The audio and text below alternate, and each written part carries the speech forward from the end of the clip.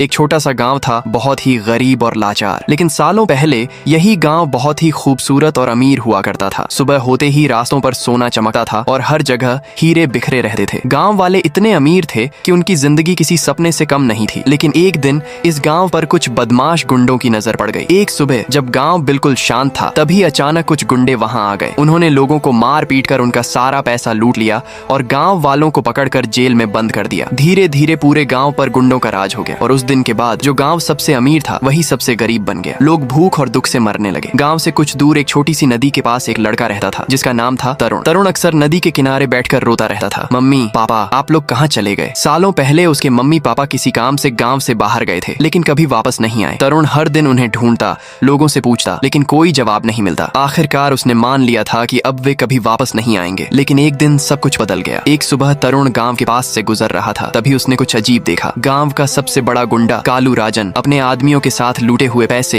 एक गुफा में छिपा रहा था। तरुण ये सब देखकर हैरान रह गया। इतना सारा पैसा! जैसे ही गुंडे वहां से चले गए, तरुण चुपचाप गुफा के अंदर गया। अंदर जाकर उसने देखा हर तरफ सोना ही सोना था। लेकिन तभी उसकी नजर एक कोने में पड़ी जहां बहुत सारे लोग जेल में बंद थे। जैसे ही तरुण पास गया, उसके होश उड़ गए। उनमें उसके मम्मी पापा भी थे। तरुण ने तुरंत उन्हें बाहर निकाला और पूछा, पापा आप यहाँ कैसे? उसके पापा रोते हुए बोले, बेटा ये सब उस कमीने कालू राजन का काम है। उसने हमें रास्ते में रोकर सब कुछ लूट लिया और यहाँ बंद कर दिया। ये सुनते ही तरुण का खून खौल उठा। उस कालू राजन की वजह से मैं इतने साल अकेला रहा, अब उसका अंत तय है। लेकिन तरुण को पता नहीं था कि कालू राजन सीसीटीवी से सब देख रहा था। उसने तुरंत अपने आदमियों को बुलाया और कहा, जो भी तरुण का सिर मेरे पास लाएगा मैं उसे अमीर बना दूंगा। सारे गुंडे खुशी से झूम उठे। तरुण ने सबसे पहले गांव वालों को आजाद किया और उनका पैसा वापस दिया। गांव वाले खुशी से रो पड़े। लेकिन तरुण का बदला अभी बाकी था। उसने अपने पिता से कहा, आज मैं कालू राजन से बदला लेने जा रहा हूँ। पूरा गांव चिल्ला उठा, बेटा हम सब तुम्हारे साथ हैं। तरुण अपने घोड़े पर बैठा और सीधा कालू राजन के महल की तरफ निकल गया। महल के बाहर हजारों गुंडे खड़े थे। उनमें से एक बोला, तू अकेला ही आ गया? तरुण मुस्कुराकर बोला, तुम जैसे कुत्तों के लिए मैं अकेला ही काफी हूँ। और फिर युद्ध शुरू हो गया। तरुण ने एक के बाद एक गुंडों को गिरा दिया। कुछ मारे गए, कुछ भाग गए। कुछ ही देर में वहाँ सिर्फ लाशें रह गईं। अंदर बैठा कालू राजन सोच रहा था कि तरुण मर चुका होगा। लेकिन तभी तरुण उसके सामने आ खड़ा हुआ। कालू राजन हैरान रह गया, तू जिंदा कैसे है? तरुण ने शांति से कहा, जब माँ बाप का साथ हो तो डर कैसा? कालू राजन जोर जोर से हंसने लगा